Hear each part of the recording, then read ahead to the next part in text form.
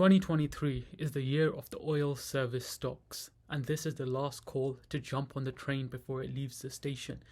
As you can see, 2 months prior, I made a following video trying to get rich on offshore drillers, buy oil stocks or stay broke, part 2. And in that video, all 22 of you who watched, if you took some action, if you agreed with the thesis, if you were as bullish as I was, you would have seen a 50% gain of your whatever you invested in that time frame.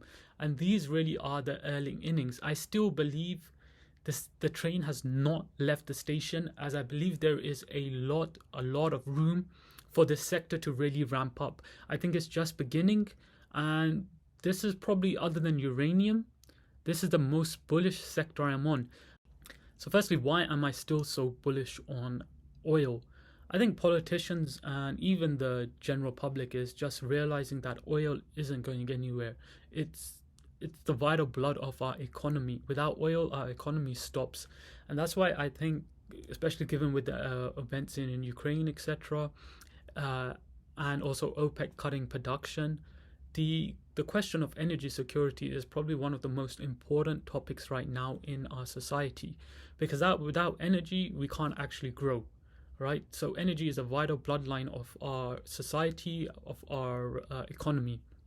So for me, in the foreseeable future, oil isn't going anywhere. Renewables cannot replace oil anytime soon, and therefore I think politicians are finally getting it, that they need to secure energy, and also that they need to actually basically do a 180 on oil. An interesting topic that I noticed when trying to come up with an investment thesis is like, okay, I'm bullish on oil, but where are we getting the oil from?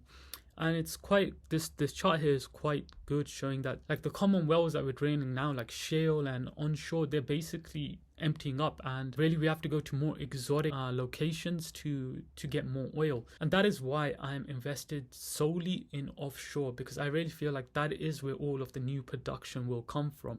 That's where I'm seeing the most growth, and that's where I'm seeing where most companies will go out to find more oil. And so far we've seen this. The offshore SuperCycle has begun. Like I mentioned 2 months ago, if you had watched my video and you took action and you bought those stocks, and the magic thing about this is there's hardly any stocks here. Like most of the companies have gone through bankruptcies. You don't have much choice, so you can't really go wrong.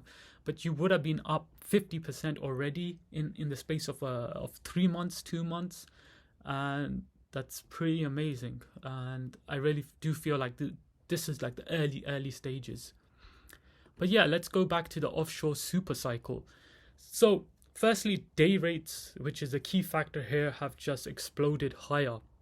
We're seeing day rates now in the range of like 400k a day, and they're talking about 500,000 a day rates, which these companies will just start printing money. And to be honest, I wouldn't be surprised if you see, like, I think in the last cycle it peaked like 650. I wouldn't be surprised if we just basically blow past that. And you can see utilization is getting up there.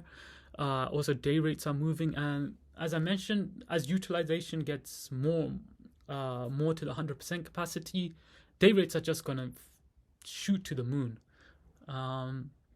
So that's basically it. I just wanted to make this video basically saying this is the last call for the offshore thesis.